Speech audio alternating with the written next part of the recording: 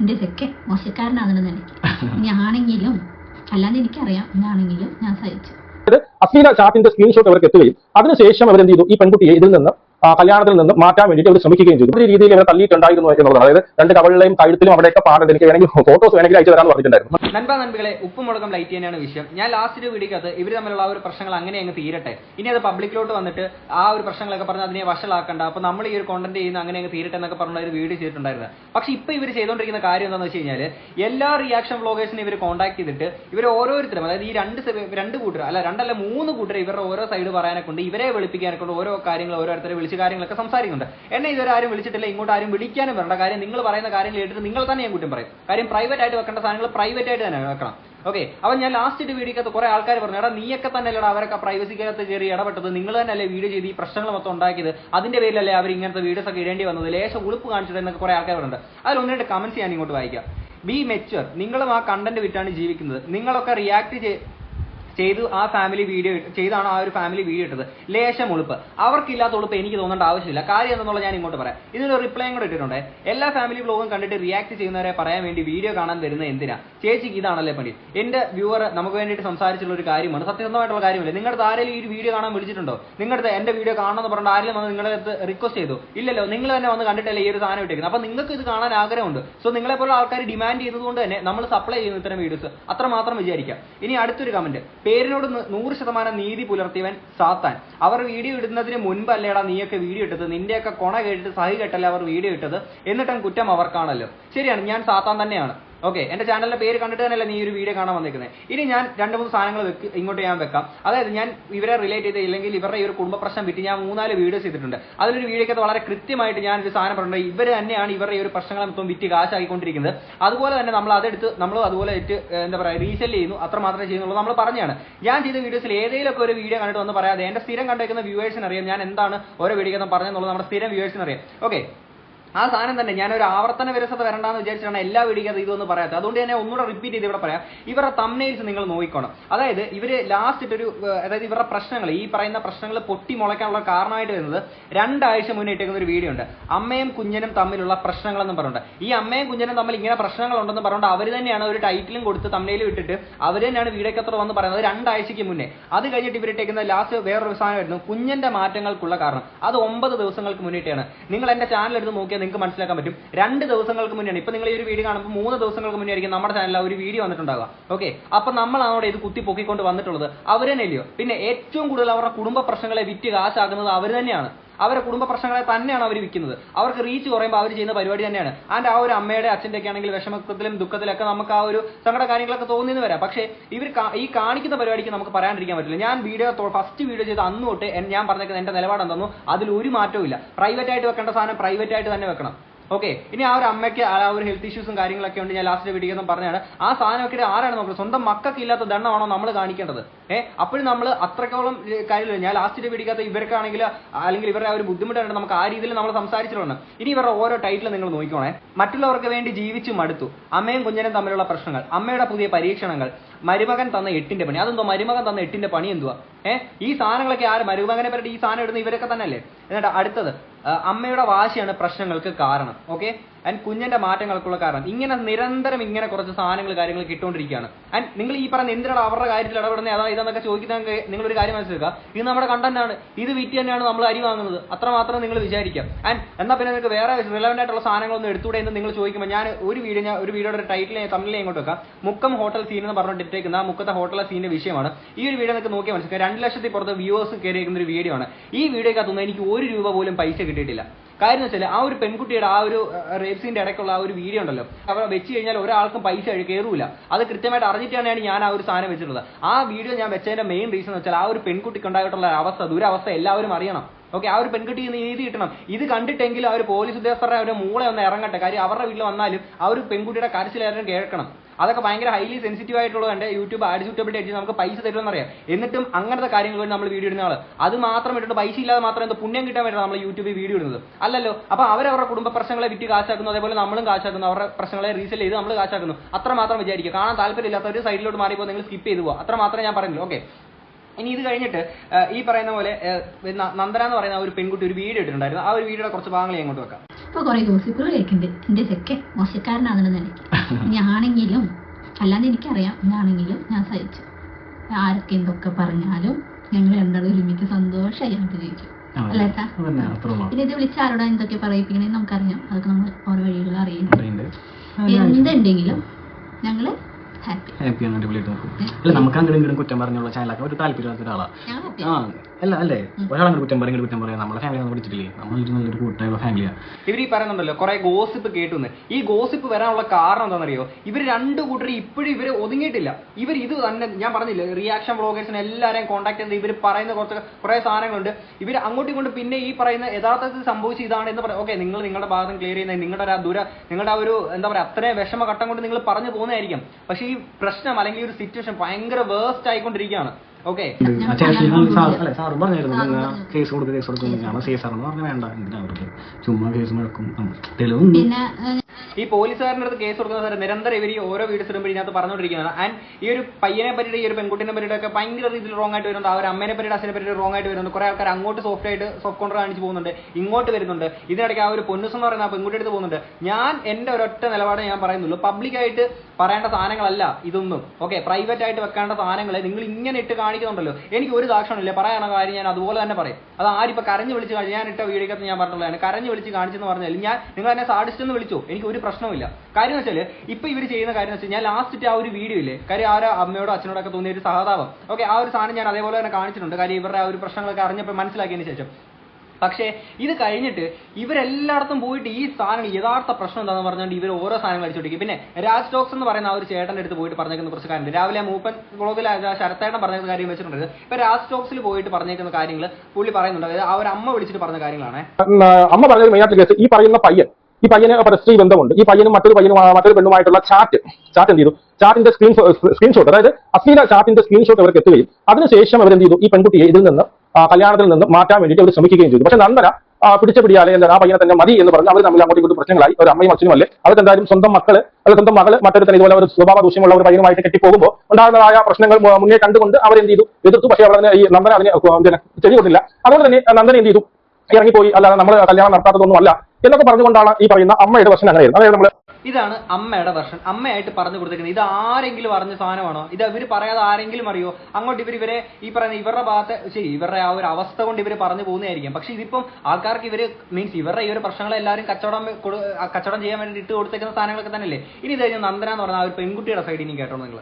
നന്ദന പറയുന്ന വർഷം മറ്റൊന്നാണ്. അതായത് ഇവരുടെ എൻഗേജ്മെന്റ് കഴിഞ്ഞ് ഇവരുടെ പെണ്ണ് കാണൽ കഴിഞ്ഞ് തൊട്ട് അടുത്ത ദിവസം, അതായത് 18-ാം തീയതിയാണ് ഇവരുടെ എൻഗേജ്മെന്റ് കഴിയുന്നത്. തൊട്ട് 19-ാമത്തെ ദിവസം തന്നെ ഇങ്ങനെ ഒരു മെസ്സേജ്, ഇങ്ങനെ ഒരു സ്ക്രീൻഷോട്ട് വന്നത് എന്നുള്ളത് സത്യം തന്നെയാണ്. അത് ഈ പറയുന്ന ഈ നന്ദനയുടെ ചേച്ചി പൊന്നൂസിന്റെ ഹസ്ബൻഡിന്റെ ഫോണിലേക്കാണ് വന്നത് എന്നാണ് അറിയാൻ സാധിക്കുന്നത്. ഹസ്ബൻഡിന്റെ ഫോണിലേക്ക് അങ്ങനെ ഒരു സ്ക്രീൻഷോട്ട് വന്നിരുന്നു. അതിനുശേഷം നന്ദന തന്നെ ഇടപെട്ട് ചെയ്തു, ഈ പയ്യന്റെ അടുത്ത് തിരക്കി, ഇതിൽ സത്യാവസ്ഥ എന്തെങ്കിലും ഉണ്ടോ എന്ന് തിരക്കി. അതിനുശേഷം ഈ പറയുന്ന മെസ്സേജ് അയച്ച പെൺകുട്ടിയിൽ അവരെ വെച്ച് ക്ലാരിഫിക്കേഷൻ ചെയ്തു. അപ്പോൾ അവർ പറയുന്നത് വെച്ചാൽ അത് ഒരു തമാശ അല്ലെങ്കിൽ വെറുതെ അയച്ചതൊക്കെ പറഞ്ഞു. ചിലപ്പോൾ റിലേഷൻ ഉണ്ടായിരുന്നായിരിക്കും അവർ വെറുതെ എന്ന് പറയുന്നെങ്കിൽ എനിക്ക് മനസ്സിൽ ചിലപ്പോൾ മുമ്പുള്ള റിലേഷൻ വല്ലതുമായിരിക്കാം. ഈ പറയുന്ന ഒരാൾക്ക് വേറെ റിലേഷൻ ഉണ്ടാവുന്ന വലിയ തെറ്റൊന്നുമല്ലോ. അപ്പം ഇവരുടെ കല്യാണം പിന്നീട് കഴിക്കാൻ ഇവർ വേറെ എൻഗേജ്മെന്റിലേക്ക് പോയപ്പോൾ ചിലപ്പോൾ അവർക്ക് ദേഷ്യം വന്ന് കല്യാണം നടക്കാൻ വേണ്ടി അയച്ചു കൊടുത്തതായിരിക്കാം. പക്ഷേ വിഷയം അതല്ല. ഇവർ പെണ്ണ് കാണാൻ വരുന്നതിന് പിറ്റേ ദിവസം തന്നെ ഈ സംഭവം അറിഞ്ഞു. ഇത് പറഞ്ഞ് സോൾവ് ആക്കി, വേറെ വിഷയമൊന്നുമില്ല. സോൾവ് ആക്കിയതിന് ശേഷമാണ് എന്ത് ചെയ്തത്, ഇവരുടെ എൻഗേജ്മെന്റ് കഴിയുന്നത്. അതായത് അച്ഛനും അമ്മയും സംബന്ധിച്ചു, അച്ഛനും അമ്മയും പറഞ്ഞത് നന്ദന എടുത്തു പറഞ്ഞു. അത് ആൾക്കാർക്ക് എന്താണ് പറഞ്ഞത്, ആൾക്കാർ അങ്ങനെ പലതും പറയില്ലേ എന്ന് പറഞ്ഞവരാണ് ഈ പറയുന്ന അച്ഛനും അമ്മയും. എന്നിട്ട് അതിനുശേഷമാണ് ഇവരുടെ എന്ത് ചെയ്ത് എൻഗേജ്മെന്റ് വരെ കഴിഞ്ഞത്. പിന്നെ അതിനുശേഷം പിന്നെ എന്തിനു വന്നിട്ട് നമ്മൾ ഇങ്ങനെ പറഞ്ഞു, അതുകൊണ്ടാണ് അവന് വേറെ പെൺകുട്ടികളായിട്ട് റിലേഷൻ ഉണ്ടായിരുന്ന സ്വഭാവം ശരിയല്ല എന്നതുകൊണ്ടാണ് ഈ ഒരു കല്യാണം മുടക്കിയതെന്ന് പറഞ്ഞത് എന്തുകൊണ്ടെന്ന് അറിയത്തില്ല. ഈ നന്ദന എന്ന് പറയുന്ന പെൺകുട്ടി പറഞ്ഞു കൊടുത്തേക്കുന്ന സാധനങ്ങളാണ് പുള്ളി ഇപ്പോൾ വന്ന് പറഞ്ഞേക്കുന്നത്. ഓക്കെ, ആൻഡ് ഇതിനകത്ത് വന്നേക്കുന്ന ഒരു കമന്റ് ഞാൻ ഇങ്ങോട്ട് വായിക്കാം. അവരുടെ ചാനലിൽ 2 വീക്സ് മുന്നേ ഇട്ട ഒരു വീഡിയോ ഉണ്ട്. അതായത് നന്ദനയും ചെക്കനും ഒക്കെ ഉള്ള വീഡിയോ, ന്യൂ ഇയർ വ്ലോഗ്. അതിൽ ഈ നന്ദനയും ചെക്കനും പൊന്നും ചെക്കനും അമ്മയും അച്ഛനും ഒക്കെ ഹാപ്പി ആണല്ലോ. അപ്പോൾ ഈ പെൺകുട്ടി കള്ളം പറയുകയല്ലേ. ഈ ന്യൂ ഇയറിന്റെ സമയത്താണ് ഇവരെന്തോ റൂം എടുക്കാൻ പോയെന്നോ അങ്ങനത്തെ ഒരു സ്കീം ഇപ്പോൾ ഇറങ്ങുന്നുണ്ടല്ലോ. അതായത് ഈ കമന്റ് ബോക്സിലൊക്കെ കിടന്ന് ഓടിക്കളിക്കുന്ന ഒരു സാധനം ഉണ്ടല്ലോ, ഞാൻ ലാസ്റ്റ് വീഡിയോ വെച്ചാണ് ആ ഒരു സ്കീം ഇറങ്ങിയിരിക്കുന്ന ആ ഒരു ടൈമിലാണെന്നുള്ളതാണ് പിന്നീട് നമുക്ക് ഈ ബാക്കിയുള്ള കമന്റ് ബോക്സിൽ നമുക്ക് മനസ്സിലാക്കാൻ പറ്റുന്നത്. ഇനി ബാക്കി പുള്ളി പറയുന്നേക്കാം. പൊന്നൂസിന്റെ ഭർത്താവും ഈ പറയുന്ന ആരാണ്, പിന്നീട് ഈ എവളുടെ ഭർത്താവും, അതായത് ഈ നന്ദനയുടെ ഭർത്താവും തമ്മിൽ അങ്ങോട്ടും ഇങ്ങോട്ടും ഈ വിഷയവുമായി സംബന്ധിച്ചുകൊണ്ടുള്ള അങ്ങോട്ടുള്ള അഭിപ്രായ വ്യത്യാസങ്ങൾ ഇതിനൊരു കാരണമായിട്ടുണ്ട്. അതുപോലെ ഇവൻ അവിടെ എഞ്ചിനീയർ അങ്ങനെ എന്തോ ആയിട്ടുള്ള പോസ്റ്റ് ആയിരുന്നു, കള്ള സർട്ടിഫിക്കറ്റ് കാണിക്കുക എന്നൊക്കെ പറഞ്ഞുകൊണ്ട് പൊന്നൂസിന്റെ ഹസ്ബൻഡ് ഇതുപോലെ ആവശ്യപ്പെട്ടു എന്നും. അതിനുശേഷം പൊന്നൂസ് എന്ത് ചെയ്തു, ഇവിടെ ബ്ലോക്ക് ചെയ്തു. അതായത് നന്ദനെ ബ്ലോക്ക് ചെയ്തു. ചേച്ചി അനിയത്തിക്കുട്ടിയെ എന്ത് ചെയ്തു, ബ്ലോക്ക് ചെയ്തു. ബ്ലോക്ക് ചെയ്തതിനു ശേഷം നന്ദന പറഞ്ഞു, എന്നെ ബ്ലോക്ക് ചെയ്യാൻ അവിടെ ഞാൻ ഇനി തിരിച്ചു വിളിക്കില്ല എന്ന് പറഞ്ഞു. അപ്പോൾ അച്ഛനും അമ്മയും പറഞ്ഞു, അവരുടെ ബ്ലോക്ക് നീ മാറ്റണം ബാക്കി അവരുടെ സോറി പറയണം എന്ന് ഈ എന്താണ് നന്ദനെ എടുത്ത് പറഞ്ഞു. നന്ദന പറഞ്ഞു എന്നെയാണ് ബ്ലോക്ക് ചെയ്തത്, എനിക്ക് അവരുടെ സോറി പറയേണ്ട ആവശ്യമില്ല. അതായത് ഈ ഒരു പ്രശ്നത്തിന് ശേഷം ബ്ലോക്ക് ആയതിനു ശേഷം ഇവർ നിരന്തരം അച്ഛനും അമ്മയും ഈ ബന്ധത്തിൽ നിന്ന് മാറാൻ വേണ്ടിയിട്ട് ഇവിടെ നിരന്തരം ഉപദ്രവിക്കുന്നത് പറയുന്നത് കേട്ടാൽ ഇപ്പോൾ മുള്ളിയ തെറിക്കുന്ന വഴക്കാണ് ഇവർ തമ്മിൽ അങ്ങോട്ടും ഇങ്ങോട്ടും. നിങ്ങൾ ആലോചിച്ച് നോക്കുക, ഒന്ന് രണ്ടും പറഞ്ഞിട്ട് നേരെ അനിയത്തി ചേച്ചീനെ ബ്ലോക്ക് ചെയ്യുക, അല്ലെങ്കിൽ ചേച്ചി അനിയത്തിനെ ബ്ലോക്ക് ചെയ്യുക, അതും പറഞ്ഞ വീട്ടുകാരടക്കുക, അങ്ങനെ ഇടയ്ക്ക് കുറെ പ്രശ്നങ്ങളൊക്കെ. എന്തോന്നാണ് ഇത്? ഈ മൂക്കുള്ള പ്രശ്നങ്ങളൊക്കെയാണ് ഇവർ വന്നിട്ട് ഈ പറഞ്ഞ വലിയ വിവാദമാക്കി വലിയൊരു പ്രശ്നമാക്കി കൊണ്ട് നടക്കുന്നത്. ഓക്കെ, ഞാൻ ആ ഒരു പൊന്നിസം എന്ന് പറയുന്ന ഒരു പെൺകുട്ടിനെ പറ്റി ഞാൻ ലാസ്റ്റ് വീഡിയോ ഞാൻ പറഞ്ഞാണ്, സ്വന്തം അമ്മയ്ക്ക് ഇങ്ങനെ വിഷമഘട്ടത്തിൽ ഇരിക്കുന്ന സമയത്ത് പോയി ആശ്വസിപ്പിക്കുക എന്നുള്ള കാര്യം ചെയ്യുന്നില്ല. അപ്പൊ പറയാണ് കാരണങ്ങളായിട്ട് ഓരോ സാധനങ്ങൾ പറയും, ഞങ്ങൾക്ക് അതിന് പോലും പറ്റില്ല, കുറെ ആൾക്കാർ വീഡിയോ ഇടുകയാണെന്നുള്ളത്. അപ്പോഴും തൊട്ട് ഇവിടെ ക്യാമറ ഓണാക്കി ചെയ്തിട്ടാണ് പറയുന്നത്. അതിനെ വിറ്റ് സ്വന്തം അമ്മയുടെ ആ ഒരു ദുരിതാവസ്ഥയെ വിറ്റ് കാശായിക്കൊണ്ടിരിക്കുകയാണ് അവര്. ഓക്കെ, രീതിയിൽ ഇവരെ തള്ളിയിട്ടുണ്ടായിരുന്നു എന്നുള്ളത്. അതായത് രണ്ട് കവളിലെയും കഴുത്തിലും അവിടെയൊക്കെ പാടുണ്ട്. എനിക്ക് വേണമെങ്കിൽ ഫോട്ടോസ് വേണമെങ്കിൽ അയച്ചു തരാമെന്ന് പറഞ്ഞിട്ടുണ്ടായിരുന്നു, മനസ്സിലായോ? എന്നിട്ട് അവരെ പോലീസ് സ്റ്റേഷനിലേക്ക് പോയി. പോലീസ് സ്റ്റേഷനിലേക്ക് ഈ അടിയും കൊണ്ടുള്ള പോലീസ് സ്റ്റേഷനിലേക്ക് പോയി പോലീസുകാർ കേസ് എടുക്കണമോ എന്ന് നന്ദനെ എടുത്ത് ചോദിച്ചു. അമ്മയുടെയും അച്ഛന്റെയും പേരിൽ കേസ് എടുക്കണമെന്ന് ചോദിച്ചു. അപ്പോൾ നന്ദന പറഞ്ഞു വേണ്ട, അച്ഛനും അമ്മ ആയതുകൊണ്ട് ഞാനതൊന്ന് പിന്നീട് വേണ്ടാന്ന് കരുതി എന്ന് പറഞ്ഞ് തിരിച്ചു വന്നു. അതിനുശേഷം ഇതാണ് ഞാൻ ഇവരുടെ തുടക്കത്തിൽ വെച്ച ആ ഒരു സംഭവത്തിൽ ഇവർ പറയുന്നത് സ്റ്റേഷനിൽ പോയിട്ട് കേസൊന്നും വേണ്ടെന്ന് ഇവർ പറഞ്ഞ സാധനം. ഇതൊക്കെ ഇവർ പറഞ്ഞു കൊടുത്തേക്കുന്ന സാധനങ്ങളാണ്. ഇനി ഇതിനും ഒരു എക്സ്പ്ലനേഷൻ ആയിട്ട് ആ ഒരു അമ്മയുടെ സാധനമുണ്ട്. ഇതിങ്ങനെ ലൂപ്പായിട്ട് ഇങ്ങനെ കറങ്ങിക്കൊണ്ടിരിക്കും. ഈ ലൂപ്പിന്റെ ഇടയ്ക്ക് ഇനി വേറെ ആളുണ്ട് പൊന്നൂസ് എന്ന് പറയുന്ന അവർക്ക് ഇനി പറയാനെ കൊണ്ട് വേറെ കുറേ സാധനം കാര്യം അവരുടെ പേര് ഇതിനകത്ത് മെൻഷൻ ചെയ്യുന്നുണ്ടല്ലോ. പിന്നെ ഇവർ പറഞ്ഞു ഏതാണ്ട് 28 ദിവസം വരെ പട്ടിണി കിടന്നു. 28 ദിവസം വരെ ആഹാരമൊന്നും കഴിക്കാതെ ആഹാരം തിന്നാതെ 28 ദിവസം വരെ വീട്ടിനകത്ത് പട്ടിണി കിടന്നു. അതുപോലെ എന്റെ പൊന്നിയേട്ടാ, നിങ്ങൾ ഈ പറയുന്ന സമയത്ത് നിങ്ങൾക്ക് എന്ത് വെളിവും ബോധമൊന്നും ഇല്ല. 28 ദിവസം പട്ടിണി കിടന്നു പറഞ്ഞപ്പോൾ അതങ്ങ് വിശ്വസിക്കാനെ കൊണ്ട് 2 ദിവസം പട്ടിണി കിടന്നാൽ തന്നെയാണെങ്കിൽ 48 മണിക്കൂർ പട്ടിണി കിടക്കുമ്പോൾ തന്നെയാണെങ്കിൽ നമുക്ക് ഓൾറെഡി ക്ഷീണവും ബോധക്ഷയവും കാര്യങ്ങളൊക്കെ വന്നിട്ട് നമ്മൾ വേറെ അവസ്ഥ. 28 ദിവസം പട്ടിണി കിടന്നു എന്ന് പറയുമ്പോഴത്തേക്കിന് ആള് വടിയായിട്ടുണ്ടായിരിക്കും. 28 ദിവസം ആ ഒരു പെൺകുട്ടി പട്ടിണി കിടന്നു പോലും. എന്തോ പറയുന്ന കാര്യത്തിന് ലോജിക് ഉണ്ട്. ആ ഒരു പെൺകുട്ടി പറയുന്ന സാധനത്തിലൊക്കെ ഒരുപാട് പ്രായത്തിൻ്റെതായിട്ടുള്ള ഒരുപാട് പക്വതക്കുറവുണ്ട്. ഞാൻ ഈ പറയുന്ന എനിക്ക് അത്ര വലിയ പക്വത ഉണ്ടെന്നല്ല ഞാൻ പറയുന്നത്. എന്നിരുന്നാലും ഈ പ്രായത്തിൽ ഈ ഒരു ജോലി പോലും ആവാതെ, ജോലി ഉണ്ടോ എന്ന് എനിക്ക് അറിയത്തില്ല, അപ്പം ഈ ഒരു എഡ്യൂക്കേഷന് പോലും അത്ര വലിയ ഇമ്പോർട്ടൻസ് കൊടുക്കാതെ ഈ രീതിയിൽ ഇറങ്ങിപ്പോയ ഒരു പെൺകുട്ടിയാണ്. ആ പെൺകുട്ടി പറയുന്ന കാര്യങ്ങളിൽ അത്രത്തോളം ഉള്ള ഒരു പക്വത ഉണ്ടാവുകയുള്ളൂ അല്ലെ. 28 ദിവസം പട്ടിണി കിടന്നു പോലും. അച്ഛൻ നിരന്തരം ഈ പറയുന്ന നന്ദനെ ഉപദ്രവിക്കുമായിരുന്നു. അതുമല്ല ഇവരെന്തെങ്കിലും ടൂറിനോ ഗുരുവായൂരോ അങ്ങനെ എന്തോ പോയി ഇവിടെ കൊണ്ടുപോകാതെ ഇവരെ അവിടെ ആക്കിയിട്ട് പോയി ഏതോ ഒരു പോകുന്നത് ഇപ്പൊ പൊന്നു ഇവരെ വണ്ടിയിൽ നിന്ന് ഇറക്കി വിട്ടുവന്നോ അങ്ങനെയൊക്കെ പറയുന്നത്. അതുപോലെ ഇവർ തമ്മിൽ കോൺടാക്ട് ചെയ്യാതിരിക്കാൻ വേണ്ടിയിട്ട് അവരുടെ ഫോൺ പിടിച്ചു വാക്കുകയും അവന്റെ ഫോൺ കട്ട് ചെയ്യുകയും ഒക്കെ ചെയ്തു എന്നൊക്കെയാണ് ഈ പറയുന്ന നന്ദന പറയുന്നത്.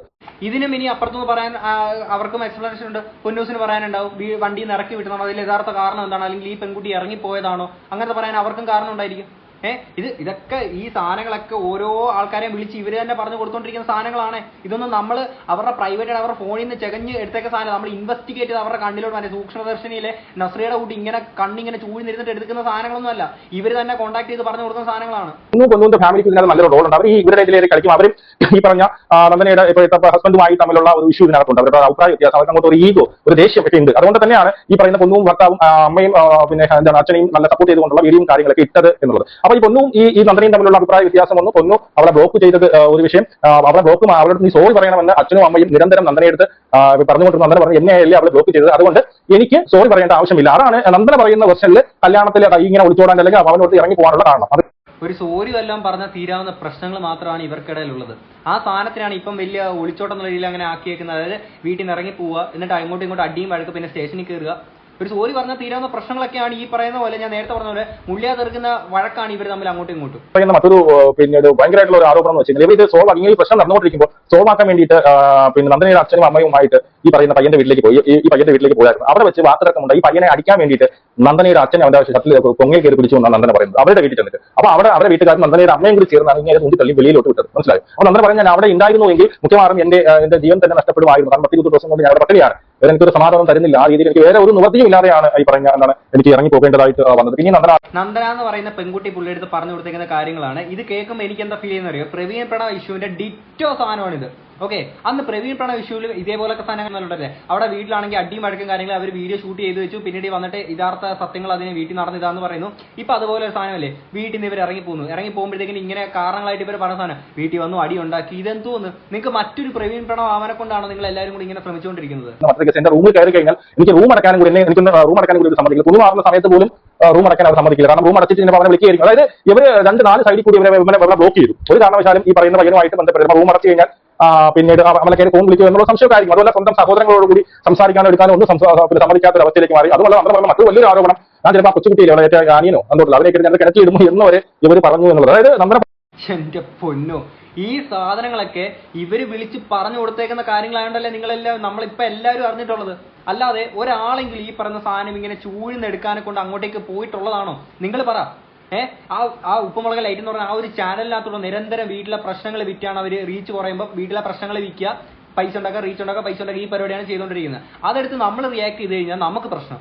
ഓക്കെ, ആൻഡ് ഈ വീഡിയോ ഫുള്ളിരുന്ന് കാണുകയും ചെയ്യും. നിനക്കൊക്കെ എന്ത് വേറൊന്നും പണിയില്ലാണെന്ന് പറഞ്ഞ് ചോദിച്ചോണ്ടിരും. ഈ ചോദിക്കുന്നവരടുത്ത് നിങ്ങൾക്ക് വേറെ ഒന്നും പണിയൊന്നും ഇല്ലേ? ഈ മറ്റുള്ളവരെ പറ്റി ഇങ്ങനെ നിങ്ങൾ പറയുന്നതല്ലോ, കുറ്റം പറയുന്നത് അതിൽ നിന്നൊക്കെ പറയുന്നല്ലോ. അല്ല, നിങ്ങൾക്ക് വേറെ പണിയില്ലാത്തതുകൊണ്ട് നിങ്ങൾ ഇത് കുത്തിരുന്ന് കണ്ടിട്ട് ഇതിന് പിന്നെ ഇങ്ങനെ ഒരു സാധനം നിങ്ങൾ പറയുന്നത് എനിക്ക് മനസ്സിലാവുന്നില്ല. പിന്നെ ഞാൻ ലാസ്റ്റ് വീഡിയോക്കകത്ത് കീറി മുറിക്കണ്ട എന്ന് വിചാരിച്ചിരുന്ന സാധനമുണ്ട്. കാര്യം ഇതിനെപ്പറ്റി കുറച്ച് കാര്യങ്ങൾ അവിടെ നിന്നൊക്കെ നമ്മൾ അറിഞ്ഞിട്ടുള്ള കാര്യങ്ങളൊക്കെ തന്നെയാണ്. പിന്നെ അതൊന്നും ഇവിടെ ഒന്ന് പറയണമെന്ന് വിചാരിച്ചാൽ, പക്ഷേ ഈ ഒരു സാധനം എനിക്ക് ഇവിടെ പറഞ്ഞേ പറ്റുള്ളൂ. ഇത്രയൊക്കെ നിങ്ങൾ പറഞ്ഞല്ലോ, നീയൊക്കെ അവിടെ ഇന്ന് പൊളിക്കാൻ പോയി എന്നൊക്കെ പറഞ്ഞിട്ട് ഇപ്പം ബാക്കി ഇവരൂടെ ചേർന്നിട്ട് എല്ലാവരുടെ എല്ലാ റിയേഷൻ ബ്ലോഗേഴ്സിനെ വിളിച്ചിട്ട് ഈ പറയുന്ന വെളുപ്പിക്കുന്ന ഒരു പരിപാടി ഉണ്ടല്ലോ. ഇനി ഞാൻ മൂവ്മെന്റ്സ് ബ്ലോഗിലെ ശരത്തണ്ണ പറഞ്ഞ ഒരു സാധനം ഞാൻ ഇങ്ങോട്ട് വെക്കാവേ. നമ്മൾ ചിലപ്പോൾ വിചാരിക്കും ഒരു ഇറങ്ങിപ്പോക്ക്, അത് കഴിഞ്ഞതിന് ശേഷം ഒരു ഫാമിലി വ്ളോഗ് തുടങ്ങാം. ഫാമിലി വ്ളോഗ് തുടങ്ങിയതിന് ശേഷം അതിൽ നിന്ന് കുറേ പൈസ കിട്ടും. മറ്റുള്ള യൂട്യൂബ് പല ക്രിയേറ്റേഴ്സ്, ഇപ്പോൾ പ്രണവ് പ്രവീണിനെ പോലെയോ അല്ലെങ്കിൽ മറ്റുള്ള പല ആൾക്കാരെ പോലെയോ ഒക്കെ നമുക്ക് പെട്ടെന്ന് വീട് വാങ്ങാം, കാർ വാങ്ങാം എന്നൊക്കെ പറഞ്ഞിട്ടുള്ള വ്യാമോഹത്തോടു കൂടിയൊക്കെ ഇങ്ങനെയൊക്കെയുള്ള പരിപാടികളിലേക്ക് പോകാൻ താല്പര്യപ്പെട്ട് നിൽക്കാതെ, സത്യം പറഞ്ഞാൽ അതൊക്കെ നിങ്ങളുടെ വെറും മായാമോഹ വലയങ്ങളാണ്. അങ്ങനെ സംഭവിച്ചിട്ടില്ല എങ്കിൽ, അഥവാ നിങ്ങൾ ഉദ്ദേശിക്കുന്ന തരത്തിലേക്ക് നിങ്ങൾക്ക് വളർച്ചയിലേക്ക് എത്താൻ പറ്റിയിട്ടില്ലെങ്കിൽ നിങ്ങൾ അവിടെ സാഡാവും.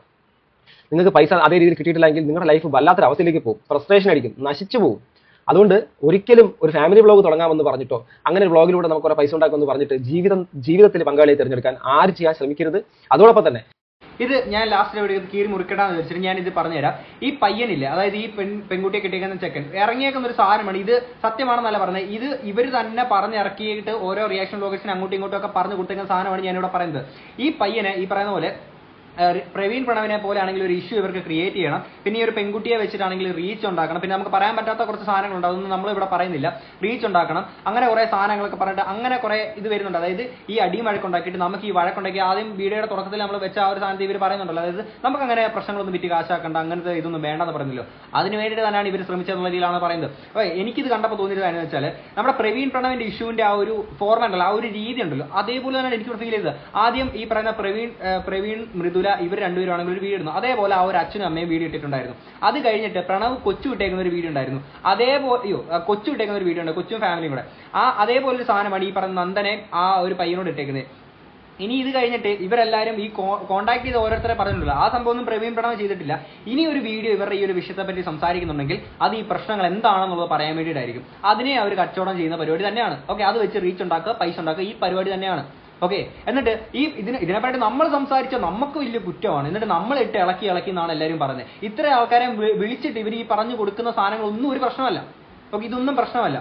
എന്നിട്ട് നമ്മളിത് സംസാരിച്ചു കൊടുക്കുക. എൻ്റെ വീഡിയോക്കകത്ത് ഇവിടെ ആരും വന്ന് എത്ര പറഞ്ഞിട്ട് കാര്യമില്ല. ഇതിനകത്ത് എനിക്ക് എൻ്റെ നിലപാടിന് ഒരു വ്യത്യാസവും ഇല്ല. പ്രൈവറ്റ് ആയിട്ട് വെക്കേണ്ട സാധനം പ്രൈവറ്റ് ആയിട്ട് തന്നെ വെക്കണം. പബ്ലിക് ആക്കി അവർ കൊണ്ടുവച്ചതിൻ്റെ സാധനം മാത്രമേ നമ്മൾ പറഞ്ഞിട്ടുള്ളൂ. അല്ലാതെ നമ്മളിവിടെ പിരികേറ്റി ഇളക്കിയിട്ടാണ് അവർ ഈ വീഡിയോ ഇട്ടത്, എന്നിട്ട് നമ്മൾ തന്നെയാണ് ഇതെല്ലാം ഇട്ടങ്ങ് അലക്കുന്നത് എന്നൊന്നും പറഞ്ഞുകൊണ്ട് ഇങ്ങോട്ട് വരണ്ട. പിന്നെ കുറെ പറയുന്ന വേറെ സാധനമുണ്ട്, അവരുടെ അമ്മ ഇങ്ങനെ കരഞ്ഞാൽ ആത്മഹത്യ ചെയ്യുന്നൊക്കെ പറഞ്ഞപ്പോഴത്തേക്കും കുറെ റിയാക്ഷൻ ബ്ലോഗേഴ്സൊക്കെ ഒന്ന് പേടിച്ച് പോയി എന്നുള്ള രീതിയിലൊക്കെ. എൻ്റെ വീഡിയോസ് പണ്ടുതൊട്ട് കാണുന്ന ആൾക്കാർക്ക്, നമുക്ക് മുന്നേ ഒരു കോൺട്രവേഴ്സിയും അങ്ങനെ കുറച്ച് സീനും കാര്യങ്ങളൊക്കെ ഉണ്ടായിരുന്നു. പണ്ടുതൊട്ട് എൻ്റെ വീഡിയോസ് കാണുന്ന ആൾക്കാർക്ക് അറിയാം എനിക്ക് അത്യാവശ്യം കുറച്ച് പേടി അധികമാണല്ലോ, കുറച്ച് പേടി കൂടുതലുള്ളൊരു പയ്യനാണ്. അതുകൊണ്ട് ഞാൻ ഇപ്പോൾ ഇച്ചിരി പേടിച്ചിരിക്കുക, ഇങ്ങനെ ഒതുങ്ങിയിരിക്കുക. അങ്ങനെ പേടിയാണ് കേട്ടോ, പേടി അങ്ങനെ വിചാരിച്ചാൽ മതി കേട്ടോ. ഭയങ്കര പേടിയാണ് എനിക്ക്. പേടിച്ചിട്ട് എനിക്ക് കൈയും കാലും ഇറക്കി ഇങ്ങനെ വിറച്ചുകൊണ്ടിരിക്കും കേട്ടോ. ഇത് വെള്ളം അടിക്കുക തന്നെ അല്ല, ഈ പറയുന്ന പോലെ പേടി കൊണ്ട് ഇങ്ങനെ വിറയ്ക്കുകയാണ് കേട്ടോ ഇടയ്ക്കിടയ്ക്ക്. ഓക്കെ, എന്തായാലും ഇതിനെപ്പറ്റി നിങ്ങളുടെ അഭിപ്രായങ്ങൾ തീർച്ചയായിട്ടും താഴെ കമന്റ് ബോക്സിൽ പറയാം. നമുക്ക് എന്തായാലും അടുത്തൊരു വീഡിയോ ഇടണം. അപ്പോൾ ശരി ബൈ. ആൻഡ് ഈ ഒരു സാധനം നമ്മളിവിടെ നിർത്തുന്നില്ല. ഇവർ ഇതിനെ ഇനിയും കച്ചവടമാക്കി നമ്മൾ ഇതും വിറ്റ് കാശാക്കും, അത്രേ ഉള്ളൂ.